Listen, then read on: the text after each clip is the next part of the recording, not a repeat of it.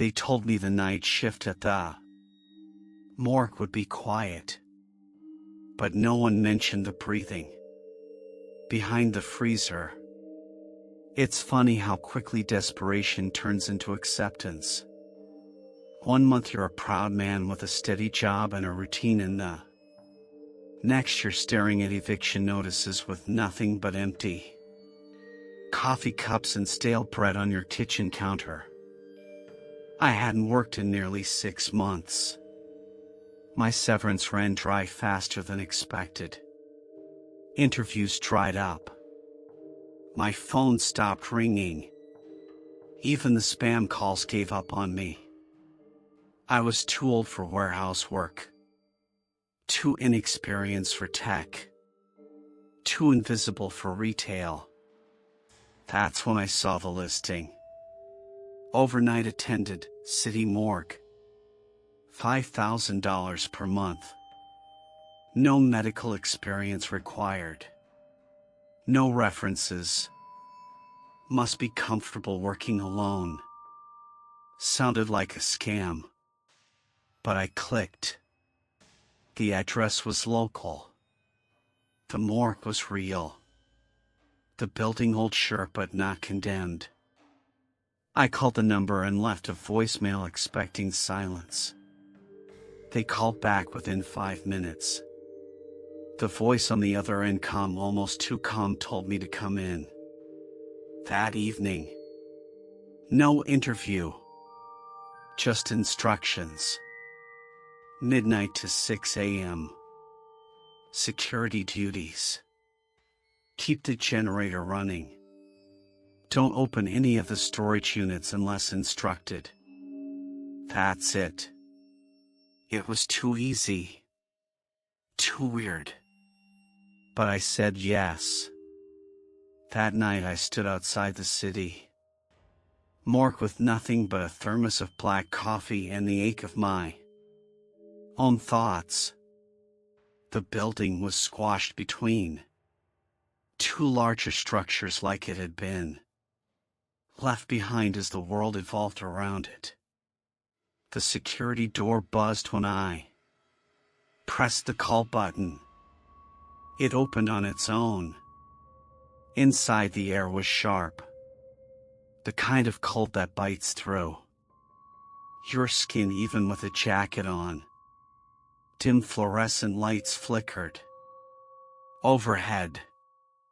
The hallway stretched in both directions, silent and hollow. A man in a white lab coat greeted me near the front desk. He didn't say his name.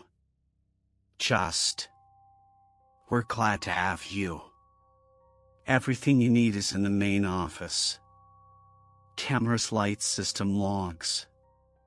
Just stay awake. Stay inside. And if anything feels off." He paused. "Trust your instincts." I frowned. What does that mean? He didn't answer. He just nodded once, turned and disappeared down the hallway. The main office was a cramped little room with a desk, a wall of monitors, and a small electric kettle that looked older than I was. A logbook sat open with just a few scribbled entries. Most shifts were blank. The last recorded note was from 2 weeks ago. Knocking again. South Wing freezer number 7. Didn't open it. Not stupid. I chuckled, trying to push the unease away. 1:12 a.m. Nothing happened. I watched the cameras. The hallways remained empty. The cold room where the bodies were kept showed no activity. My coffee cooled on the desk, untouched. The silence was overwhelming. No cars outside. No wind. No buzz of nighttime life. It was like the entire block had gone still. 2:04 a.m. That's when I heard it. Tap, tap. Not loud. Not urgent. Just persistent. Like someone knocking from far away. I leaned toward the monitors. Nothing. Then again. Tap, tap, tap. I checked the hall feed. Clear. But the cold room camera flickered. For half a second the feed dropped to static, then returned. That's when I saw it. Freezer unit number 7. A small red light blinking next to it. Pressure alarm. I stared. No way, I muttered. Maybe it was a power surge. A compressor issue. Cold air expanding or contracting. I told myself all those things. Then the knock came again. Thump. Thump. Louder now. Sharper. I grabbed the flashlight from the desk and stepped into the hallway. My footsteps echoed louder than they should have. The cold room door creaked as I opened it. Inside, the temperature dropped 10 degrees. I could see my breath. Metal freezer units lined both walls. All sealed shut. Labels taped across them. But unit number 7, its door was trembling. Slightly. Rhythmic. Like someone was breathing inside it. "Hello," I said, instantly hating how my voice sounded. The knocking stopped. I stepped closer. The light above the unit flickered. On the door's condensation, something had been drawn from the inside. A single fingerprint line. Dragged slowly across the glass. Panel in the center. Like someone had traced it with a trembling finger. I backed away. Fast. My breath caught in my throat. Every hair on my body stood on end. Suddenly. Bang. The door shuddered violently. Once. Then went still. I ran. Back to the office. Slammed the door. Locked it. The camera showed nothing. Freezer number 7 looked untouched. Still. Quiet. But I knew what I heard. What I saw. 3:47 a.m. The lights in the hall turned off for 3 seconds. When they came back on, the office door had 3 long scrape marks across it. Deep like claws. But I was alone. Completely, undeniably alone. Or at least, I had been. I finished the shift. When the lab coat guy returned at 6 a.m., I was pale, shivering, gripping the logbook like a lifeline. He didn't ask what happened. He just looked at me and said, "You stayed. Most don't." Then he handed me a small envelope. Cash. And walked away. I told myself I wouldn't come back. But that night, when the silence returned to my apartment, I started thinking about the knock. And the way my name was almost whispered through the fence at 5:43 a.m. And the paycheck. I came back. Of course I did. I told myself I wasn't going back. But at 11:47 p.m. the next night I was. Already outside the morgue again. Thermos in hand, pulse quickened, air colder than before. The door opened before I even pressed the button. Inside, everything looked the same, but felt different, like the building had shifted ever so slightly, like the Walls were leaning inward like they were listening. The guy in the lab coat wasn't there this time. The place was empty. I walked back to the main office and found the lights already on, the monitors already active, the logbook already open. A new entry had been scribbled at the bottom of yesterday's page. Freezer 7 knocked again. Then stopped. Door was warm. Shouldn't be warm. My mouth went dry.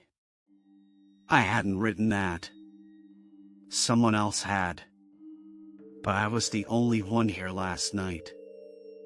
I sat down, stared at the monitors, and tried to steady my breath. 12:22 a.m. Nothing. I took a sip of coffee that tasted like metal and watched the hallway feed flicker every now and then like the building was sighing. The cold room camera held steady, freezer 7 shut and still red indicator off. I told myself I was imagining things. Stress, dreams, hallucinations, lack of sleep. 12:49 a.m. A scratching sound came from the right fin near the ceiling above the filing cabinet. At first I thought it was a rat, but the scratching was slow, deliberate, rhythmically spaced, like it wanted to be heard. I stood under the vent, listened closer. Then a whisper. Not a voice exactly, but something breathy, like wind being pushed through teeth. 3 syllables. Too faint to make out, but too intentional to ignore. I stepped back fast, nearly tripping over the chair. The vent stopped. Silence returned. 1:15 a.m. The hallway lights dimmed again just for a second. Then all camera feeds glitched, static and silence. When they came back on, freezer 7's red light was blinking, and the logbook had been moved. It now sat open on a different page near the middle. My name was written there. Just once. Vincent. I never told them my name. My chest tightened. I shut the book fast and looked up. The office door was ajar. I didn't leave it that way.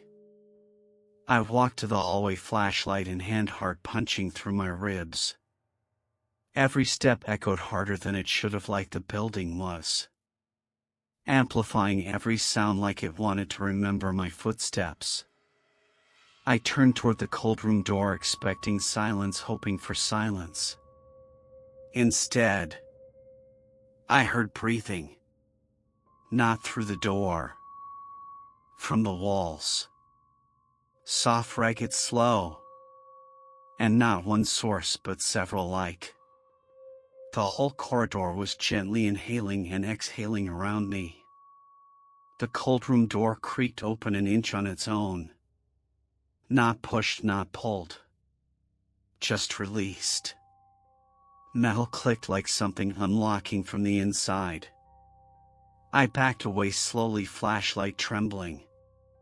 Inside the room the freezers were dark, most of their LED panels off. Except for Unit 7, which blinked steadily like a heartbeat. Then the door shifted. Not opened. Flexed. Bulged outward like something inside was pushing from every angle. At once, like it wasn't knocking anymore, it was swelling. I turned and walked away. Not ran. Walked, because somehow running felt worse, like it would provoke something, like it would notice. Back in the office, I closed the door and sat very still. My hands felt numb. On the monitors, the cold room showed nothing wrong. The hall lights steadied. Everything looked fine. Except the audio feed. It picked up a sound from the back hallway. A dragging noise. Long and slow like bare feet across tile. I turned up the volume. The sound stopped. Then one single knock. Not from the freezer. From the ceiling directly above me. I didn't look up. I stayed frozen for 30 minutes. Staring at the logbook, my name still open in blue ink. I didn't move until 6 a.m. when the lights brightened and the door buzzer rang, signaling shift change. I stood and felt my knees ache like I hadn't moved in years. There was no one waiting for me. No lab coat guy. No relief shift. Just the envelope again taped to the door with my name on it. The exact same handwriting as the logbook. Same pen, same ink, same pressure. I walked home with the envelope clenched in my fist. My apartment was too quiet, too warm. The coffee maker gurgled in its sleep. I tried to sleep. But around 10:13 a.m. I heard a knock at my bedroom wall. 3 times. Slow. Precise. I live alone. And my bedroom shares no walls with neighbors. By the 3rd night, I wasn't pretending anymore. Something was wrong with that place. Not haunted exactly, haunted would have been easier. What I felt was deeper, older. Like the building remembered every body it ever held. Every scream. Every silence. I still went back. Because that's what desperation does. It turns red flags into yellow ones. And yellow into normal. I arrived at 11:56 p.m. The front door was already unlocked. Inside, the air felt denser. Like it was harder to breathe. The walls looked a little darker, like the paint had faded overnight. The buzzing lights above flickered less, not because they were fixed, but like something didn't want to draw attention anymore. The office was untouched. The logbook, however, had been flipped again. Back to that same page. My name, Vincent, still written there. Only now, underneath it, a new word had appeared. Downstairs. No one mentioned it downstairs. I searched the building directory on the wall. There was no mention of a basement. No sublevel. Just main floor, cold room, locker hall, and records. But I'd seen a locked stairwell at the end of the east wing. I had assumed it led to a utility closet. Now, I wasn't so sure. 12:21 a.m. The knocking didn't come this time. No tapping. No breathing. No sounds at all. Which was worse. I checked the cameras. Everything was still, too still. Like the frames were frozen, but the timer kept ticking. The image of the cold room never changed. I clicked through to the east wing hallway. Camera 04. There it was. That door. Previously rusted and sealed with a strip of yellow hazard tape, now slightly open. The tape was torn, hanging like a tongue from a dying mouth. I stared at it for a long time. Then I got up and went. The hallway was longer than I remembered. The buzz of the fluorescents overhead dimmed as I moved toward the far end. It felt like walking into a tunnel, not a corridor. The space grew darker and quieter with each step. I reached the door. It wasn't just open, it had been pushed from the inside. Faint scuff marks on the floor showed pressure against the threshold. There were stairs. Concrete. Narrow. Wet. The air was colder here, not just temperature, but presence. Like the oxygen had gone stale. I descended slowly, flashlight in one hand, radio in the other. Not that anyone would answer. 15 steps down, the walls changed. The sterile white turned to raw stone. There were no pipes, no wires. Just carved walls. Almost like a tunnel that predated the building itself. At the base of the stairs was a steel door. No markings. No handle. Just a sliding slot near the top, like a prison cell. I stared through it. Darkness. But then movement. Something small. Quick. Just outside the beam of my flashlight. A blur of pale motion. I backed away. Footsteps behind me. I turned. No one there. Then the radio on my belt crackled. White noise. Then words. A voice, mine, speaking from an earlier recording. I didn't open the freezer. Then static. Then, softly. Yet. I dropped the radio. It clattered on the stone, the sound far too loud. Then a thud from the other side of the steel door. Followed by a scrape.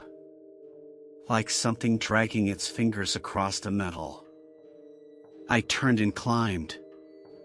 2 steps at a time, breath tight, hands slick. The door at the top slammed shut behind me. Locked. When I turned around, the hallway was empty. The lights flickered once, then held steady. The logbook was back on the desk. Closed. No one had touched it. But a sticky note had been placed on the cover. Do not return to the basement. No handwriting. Just typed. The rest of the shift passed in silence. No knocks. No scratches. But the cold room camera, still frozen, began to show fog forming inside. And Unit 7's LED turned off. Not blinking. Not red. Just black. Dead. Like something inside no longer needed to be kept cold. At 6 a.m., no one came. No envelope. No cash. No relief.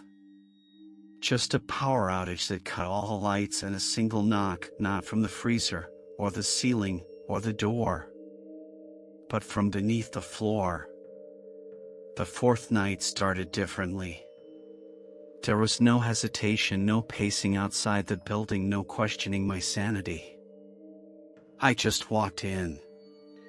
Like the building had already decided I would return, and I was. Simply following the part it had written for me. The air inside felt thicker, like walking into fog without moisture, like walking into memory. The lights in the hall were already on, but softer somehow, like they had dimmed for atmosphere, not decay. The logbook was on the desk again. This time already open, already written in. 3 words. Go to records. I knew where that was.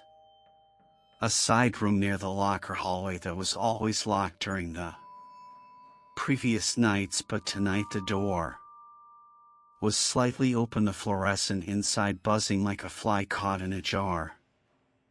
I stepped in and instantly felt colder. The room smelled like rotted paper and old ink, like something abandoned in a library no one remembered. Cabinets lined both walls, each labeled with a tag, month, year, shift code.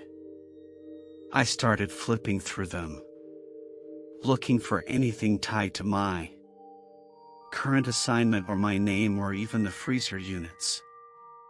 Most of it was boring: autopsy logs, transport orders, refrigeration cycles. But then I found one that stopped me. Shift 3B, overnight VD. VD. My initials. The file was thin, barely a page. There was no start date, no clearance. Signature, just a single line typed across the middle.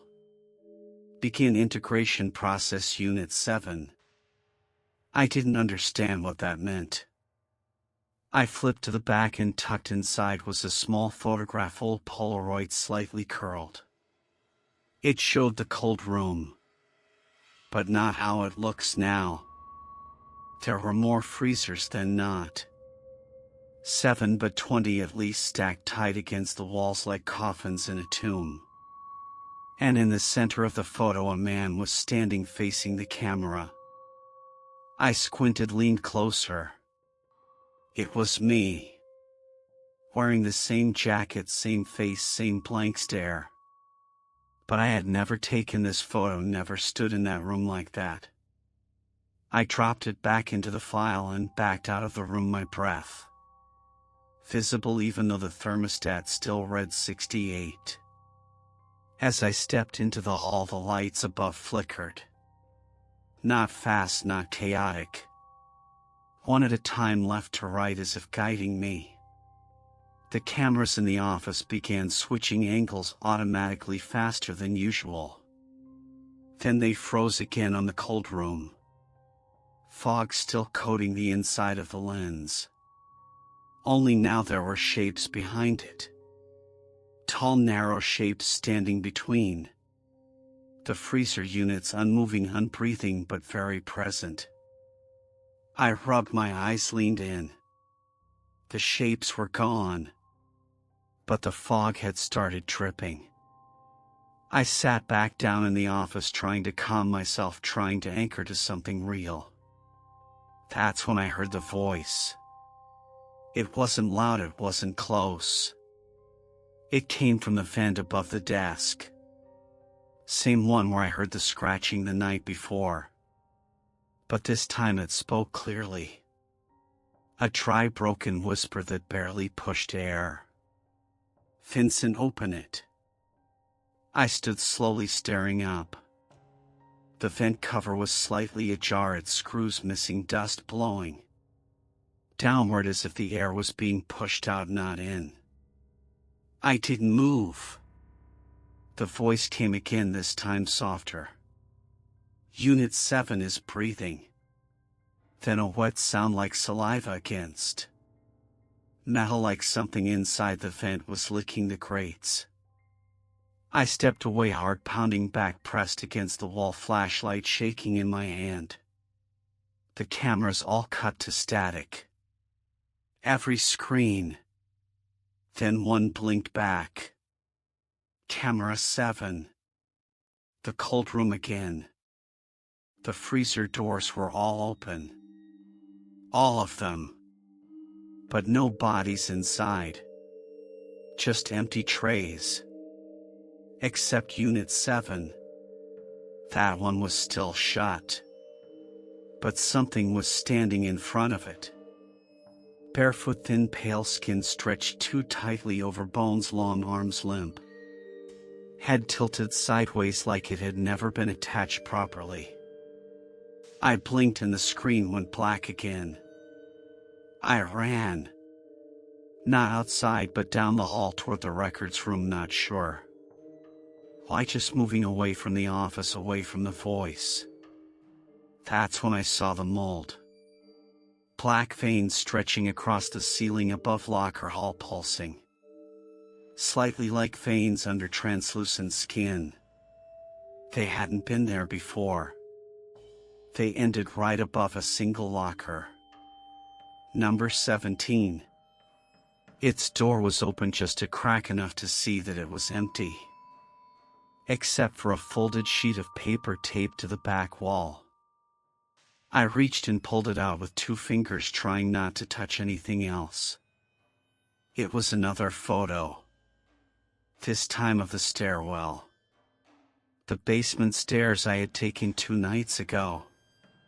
But in the photo there were scratches all on the wall, dozens, maybe hundreds, running from floor to ceiling as if something had been climbing up, scraping the walls over and over. And there was writing too, barely legible through the grime. "We don't stay dead here." I dropped the photo. It fluttered to the ground face up. My image was faintly visible in the corner again, watching from the top of the stairs. When I returned to the office, the logbook was closed again, but something heavy rested on top of it. A single jar. Glass fogged on the inside, capped with rusted steel and filled with a murky dark fluid. Something floated within it. A tooth. Human-shaped but too long, too thin, with tiny hair-like roots still attached. I didn't touch it. I just sat in the chair shaking, watching the camera cycle slowly, silently. At exactly 5:55 a.m. a single line appeared on every screen in white block letters. "Return to freezer 7. The cold room door swung open on the monitor, though the hallway showed no one entering it. And the fog inside was gone. Only darkness now. Breathing. Deep, steady, like something asleep. Or waiting. I stayed in the chair until the lights flicked on at 6 sharp. The air warmed slightly. The screens went black. No envelope. No one at the door. Just me and the jar. And the whisper still curling from the vent. "We're already inside you, Vincent." I told myself I wouldn't touch it. Freezer 7. Even after everything I had seen, heard, felt. Even after the jar with the tooth. Even after the whispers from the vent. Even after the files with my name already inside. But that morning after shift 4, when I got home, something changed. I turned on the faucet and the water ran black. Thick, not like dirt or rust, but like oil, slow and heavy and long. I stared at it too long and saw movement under the surface. A ripple. Like something was watching me from below. I shut it off, but the sound of dripping didn't stop. It came from inside the walls. Tiny taps like teeth clicking against old pipes. I didn't sleep. I just sat on the floor and stared at the door and waited for night to come. The building felt warmer than usual when I arrived for shift 5. Not comfortable warmth, but sick warmth, like the air in a closed room after something has died. The hallway lights were off, even though the breakers hadn't tripped. The emergency generator in the back room buzzed weakly, like it was straining to power something far deeper than the building's walls. The main office looked untouched, but the cameras were cycling faster, each switching every half second, flickering static between them like they were panicking.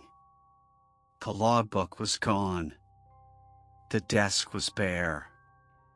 In its place was a sheet of freezer labels, all blank except one. 7, do not open. I laughed once, sharp and dry and almost bitter. Then the lights went out completely. Every bulb. Every monitor. Total darkness. I turned on my flashlight, but the beam barely reached beyond the walls, like the darkness itself was swallowing the light. From somewhere down the hall came a knock. Not at a door. From inside the freezer room itself.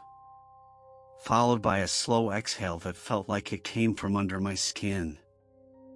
I stepped into the hall and turned toward the cold room, and for the first time the door was already open. Not white, just slightly like something had gently pushed it and let it go. The air inside was colder than usual, sharp like it could peel skin from bone. I stepped in slowly, counting my breath, focusing on the silence. But there was no silence. There was breathing. Soft, steady, in and out, not mine. From the back of the room, from Unit 7. The other freezer doors were open again, all empty, no trays, no tags, no names. Just 7 remained sealed. Except now. Its door was unlocked. The handle loose. A small light blinking on the side, yellow, not red, not green, just blinking like a dying signal. I stepped closer and the temperature dropped hard. My vision blurred slightly. My fingertips went numb. My flashlight began to flicker. And then the door creaked open. I didn't pull it. It opened on its own. And inside, there was a man. Curled like a child, arms over chest. Back arched against the steel surface, eyes closed, mouth slightly parted. Skin pale with a gray sheen like wax. It was me. Not just a look-alike. Me. Same scar on the wrist, same burn mark under the chin, same chipped tooth. But frozen. Still. Dead. I reached out before I could stop myself. My fingers brushed his arm. And his eyes opened. They did not blink. They did not roll. They just opened. And stared into mine. From behind them I saw something move. Not in the eyes themselves, but behind the socket, something deeper. And his lips moved. Not wide, not loud, just a whisper, just enough to say one word. Help. The breath that came with it smelled like earth, like rot, like something buried long before it died. I stepped back fast, hit the other side of the freezer with my shoulder. The light on the side turned red again and the door slammed shut. Not slow, not gentle. It slammed and the lock clicked and the panel reset and my reflection stared back at me from the steel. But it wasn't my reflection. The man in the steel smiled. And I did not. I stumbled out of the cold room and back to the office. The lights were still off, but the monitors had come back on. Now every screen showed only one feed. Unit 7. From different angles, inside, outside, overhead. The temperature reading kept dropping even though the freezer was sealed. -30. -40. -50. Then the numbers stopped. The screen cracked. A thin web of frost crept across the glass of the monitor like a handprint pressed from the inside. And then the whisper returned. We are not just watching, Vincent, we are waking. The floor beneath the chair began to hum. A low vibration like machinery grinding bone. I stood, but the floor felt soft, like it was breathing. Like something was underneath it again. I turned to run. The hallway had changed. Longer now, darker walls, no longer tile but fleshy, damp, pulsing with every footstep. I kept walking because going back was worse. Behind me I heard something crawl. Not walk, crawl. Hands on tile, knees scraping, nails dragging, breath like wind through broken glass. I reached the front door. It was sealed. Bolted from the outside. Then a knock behind me. I turned. No one. But on the floor in front of the cold room was a new trail of black mold leading back into the dark. Something had come out. and something else had gone in. At 6 a.m. the lights returned. The building settled. The monitor shut off. The door unlocked itself. And the logbook was back on the desk. No label, no warning. Just a single page with a mirror glued to the center. And written across it in my own handwriting. You are not the only one inside this body anymore. I stopped keeping track of what day it was. At some point the line between the outside world and the morgue began to blur until my apartment felt like an extension of the building, not the other way around.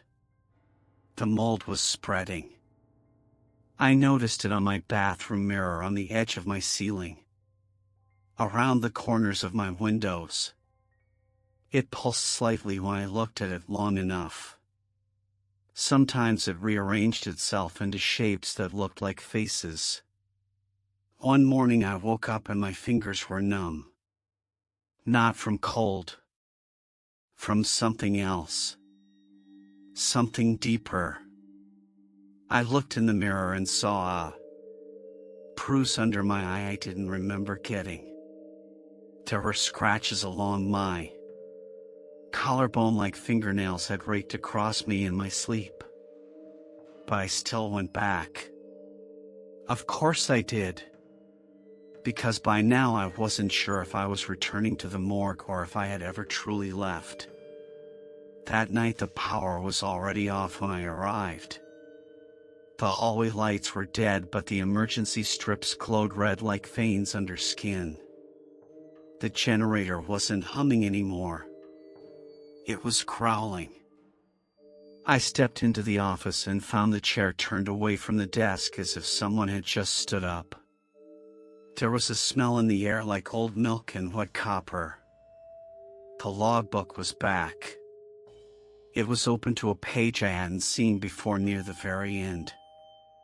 Written in large black marker across the top. Time does not work here. Below that, a list of names. Dozens, maybe hundreds. Most crossed out. All initials next to the shift number.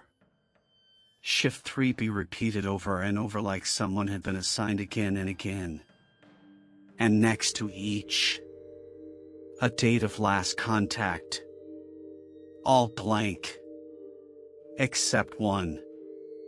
Mine. Still ongoing. Still uncrossed. Still here. I watched the monitors for signs of movement. This time there was plenty. Things moved between the frames but never within them. A figure on camera 03 appeared only when I blinked. It looked like me, but thinner, faster, watching me from the end of the locker hallway. Then gone. I checked the timestamp. 4 minutes had passed. But I could have sworn I had only been sitting for seconds. I looked at my watch. It was spinning backwards. The minute hand twitching like it was struggling to turn against something. That's when I heard footsteps. Not down the hall. Not overhead. Inside the room. Right behind me. I turned slowly. No one. But the air was different. Thicker. And the vent above the desk was leaking again. This time not mist or dust. But something dark.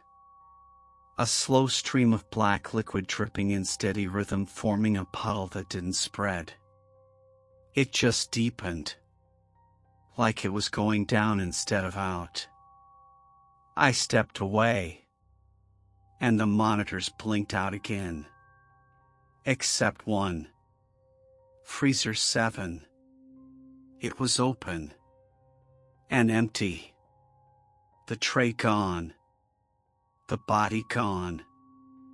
but the shape of someone still lay there outlined in frost.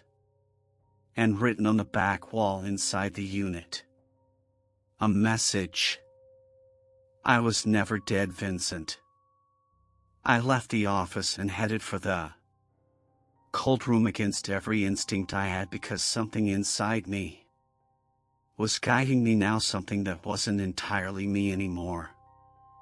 The hallway stretched again, walls pulsing softly like lungs, or like something buried trying to push out.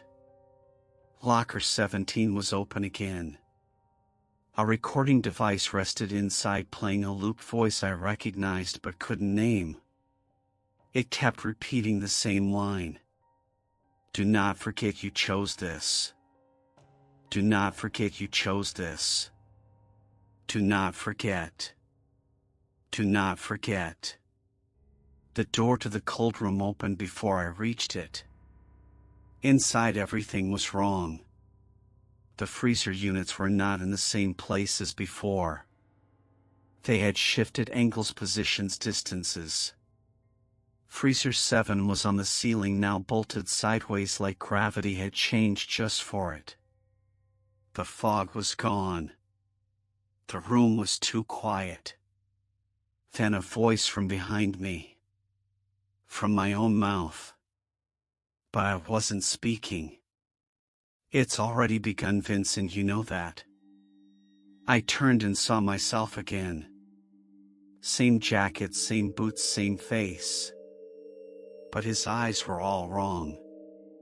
Completely black, no whites, no iris, no life. He smiled and stepped backward, vanishing into the far wall as if it wasn't solid anymore. I followed, but there was no wall, just freezer 12 where none had existed before. Inside it, a small television screen flickering with static, then an image. My apartment. My bed. And something lying in it that looked like me, breathing slowly. Facing the ceiling, mouth open, eyes wide. I ran. Back through the hall, past the lockers, past the records room. Which now had no door, just endless filing cabinets that stretched into blackness. Back to the office. But the office was gone. Replaced by a narrow hallway I had never seen before, with a single light swinging from a cord above, and what footprints leading away from me. I followed them. What else could I do? They led to a wall. On it, a mirror. Framed with freezer tags, all labeled 7. And in the mirror I saw myself standing behind me. Smiling. Not moving. Just smiling. And in his hands he held a jar with the tooth, and a second one, now filled with something pink and pulsing. It looked like a piece of brain still twitching. Then the lights went out again. And I heard laughter. From the vents. From the freezer. From inside my own ears. High-pitched and childlike and wrong. The hallway vanished. The world dropped. I woke up in the chair. Back in the office. The lights were on. The monitors steady. The logbook closed. As if nothing had happened. But my watch was gone. And the mark on my collarbone had deepened. Now it looked like a symbol. A spiral etched in bruises and cuts. And it hurt when I tried to ignore it. Not physically. But like forgetting it would cost me something permanent. Something final. I started hearing things when I wasn't at the morgue. Not voices. Not footsteps. Not sounds exactly. But thoughts that didn't feel like mine. Ideas that surfaced from nowhere. Like someone else was whispering. Inside my head, but using my own voice to do it. One day I reached into my fridge and pulled out a carton of eggs only, to find a freezer label stuck to the bottom. Number 7. The ink smudged but still wet. I hadn't brought it home, but there it was. Every time I blinked I saw flashes of things I couldn't remember experiencing.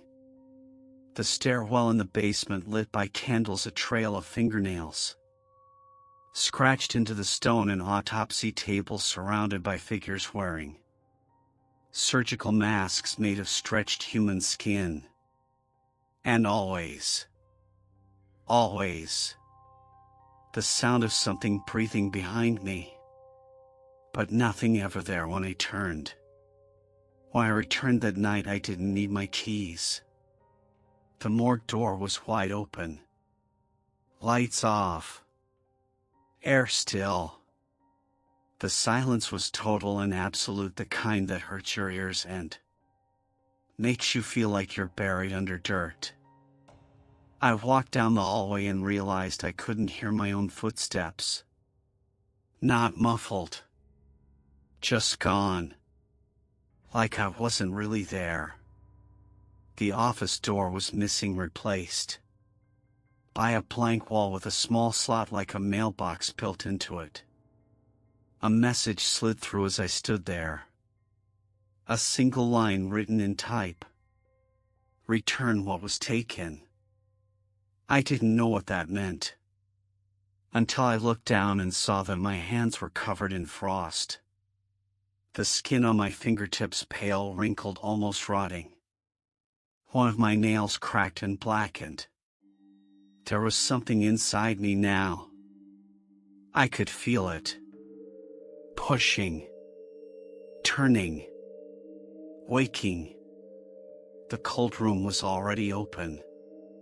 Inside it was different again.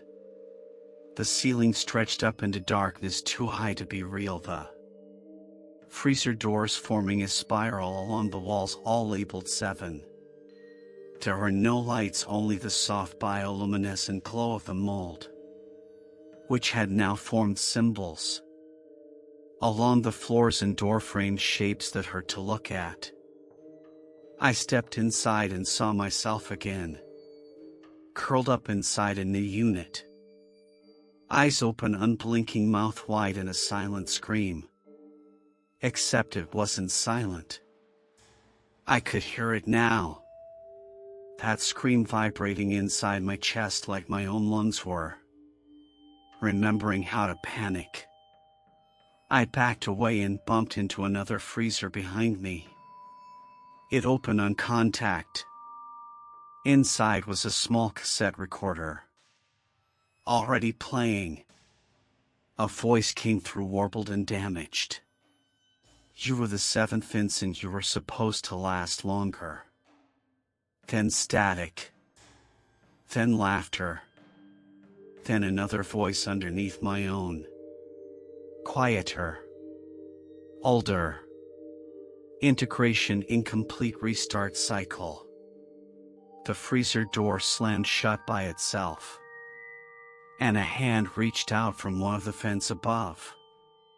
It dropped something into the room with a wet sound.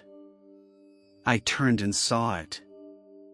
A photograph of me, smiling in front of the morgue. Except the sign on the wall didn't say City Mortuary. It said Unit 7. The name had never been a number for the freezers. It had been for the assignment. For the occupant. For me. I was the 7th version of myself they had tried. And maybe the first to make it this far. I tried to leave, but the hallway had changed again. Now it led downward into stone. Rough, uneven stairs covered in frost and ash. The air smelled like burnt hair and bleach. I followed it because I didn't have a choice. Each step made me feel lighter, not physically but spiritually, like something was being peeled from me. By the time I reached the bottom, I didn't remember my last name. Only that I was Vincent and that I had work to do. The chamber at the base was circular, lined with slabs, each one covered in a sheet, each one breathing gently in and out like they were all asleep but dreaming. At the center of the room was a mirror, old, warped, set into the floor.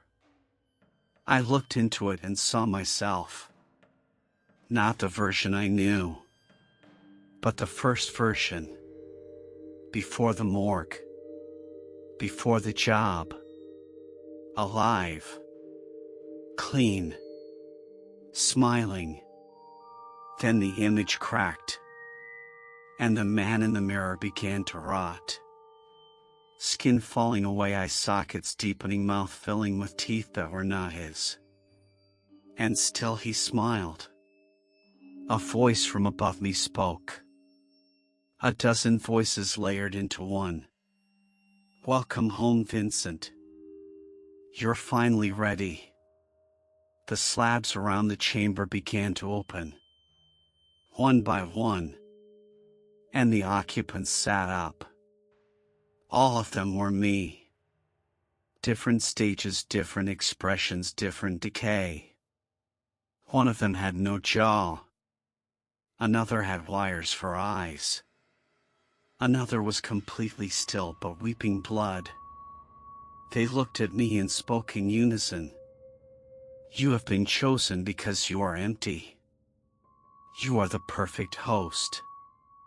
I tried to run, but the stairwell was gone, replaced by a freezer door. Standing upright with my name etched across the steel in black mold. And from inside I could hear breathing. My own. Begging. Crying. Calling for help.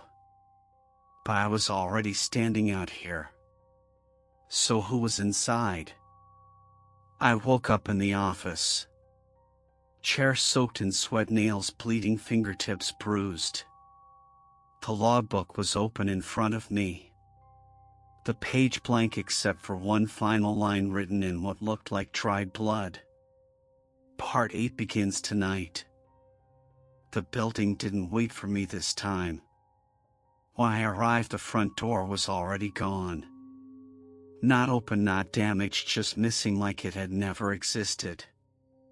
Only the frame remained in a black sheet of mold where the wood used to be, curling gently like it was breathing. I stepped through and felt the air shift behind me, sealing me inside. Like a throat closing around a swallowed object. No lights, no hallway, no office. Only stairs. Descending forever into black. The walls pulsed like flesh, like they remembered me, like they missed me. I walked. I didn't count the steps. There were no steps. Only motion downward, like sinking into water that never gets warmer. At some point I stopped feeling my heartbeat. Then I stopped needing to breathe. Then I stopped blinking. Then I arrived. The chamber was enormous, impossible, wet and echoless. It felt like being inside a lung. At the center was the original freezer. Unit 7. Not a replica, not a copy, not one of the hundreds that had grown over the years. The first. Built into the ground like a tomb. The door was open. Inside was me. Still curled up, still frozen, eyes wide, mouth dry, skin tight over bone like wax. But I was standing here. So who was that? The whisper came from behind, not into my ears, but inside my skull. You know what we are now. I turned and saw them. All 7. The previous Vincents. Not copies, not ghosts. Versions. Failed integrations, collapsed trials, abandoned test runs. Each wore my face but not my voice. They spoke as one. You were the first to survive this long. You will be the last. They opened their arms and the room shifted. We were no longer in the morgue. We were outside. In my apartment. In my bed. In the street. In places I didn't remember going but recognized somehow. We were everywhere at once, like memory had unspooled across every floor I'd ever walked. And in each image someone stood behind me. Me. Watching. Waiting. Repeating. Trying again. And again. And again. Until this time. Until me.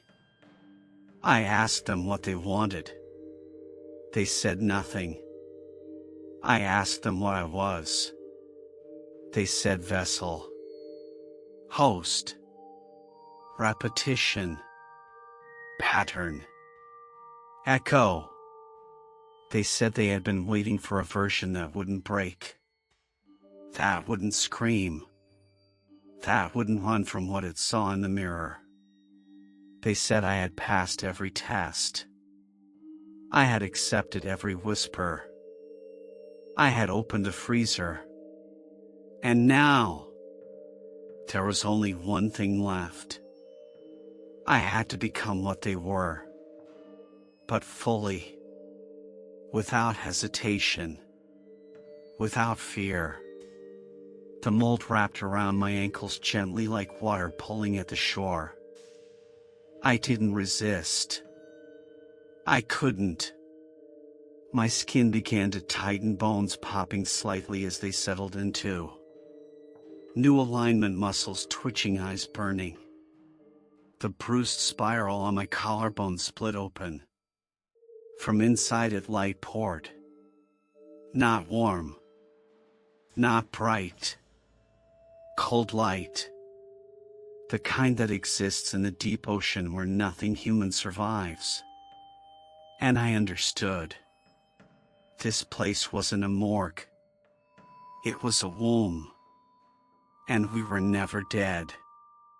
Only becoming. They stepped closer, the other Vincents, their faces shifting slowly. Melting into each other, their voices. Rising like a chant, like a prayer, like machinery cycling. And the freezer behind me groaned. The door slammed shut. The steel twisted. And my reflection appeared again. But this time I smiled. Not because I wanted to. Because I accepted it. I was never going to leave. I had never left. I was still on my first shift. Still clocked in. Still inside. I woke up in the chair again. Desk clean. Monitors dark. The logbook gone. No lights on. Only one sound. A knock. 3 slow knocks from behind the wall. From the cold room. From the freezer. I stood and walked toward it. Not afraid. Not angry. Just ready. As I opened the freezer door, the air inside filled my lungs and stopped them. Everything turned quiet. Still. Black. And then, I opened my eyes. The lights were on. The hallway was clean. The office smelled of disinfectant and new wires. A young man sat across from me, smiling nervously, filling out a form. His name tag said V. Andrews. He looked up at me. "So what's the job exactly?" he asked. I smiled and said, "Night shift. City morgue. Not much to do. Pretty quiet place. Most of the time." And behind me, somewhere deep in the walls. Something breathed, and the cycle began again. I thought I was just a desperate man taking a desperate job. A night shift at the city morgue. Simple enough. Stay awake. Watch the cameras. Don't open any of the freezer units. But the moment I heard the first knock from freezer 7, the moment I saw my own breath fogging up in that frozen silence, I knew something was terribly wrong. I tried to ignore it. I told myself it was just bad wiring. Settling metal. But every night it came back. Louder. Closer. The cameras glitched. The lights dimmed. My own name whispered through vents that shouldn't have carried sound. And the freezer. That freezer was never empty. Over time I realized this wasn't just a job. It was a test. A cycle. A ritual. I wasn't hired because I was qualified. I was chosen. Because I was empty enough to become something else. Something that belonged to that place. Something that didn't question the cold. The logbook said I was the 7th. But in the end, there was no logbook. No door. No morgue. Just darkness. And a whisper. You stayed. Most don't. So if you ever hear about a job that pays too much, with too few questions, that promises quiet nights in cold halls, ask yourself this. When the knocking starts, will you stay? Or will you become? Like I did.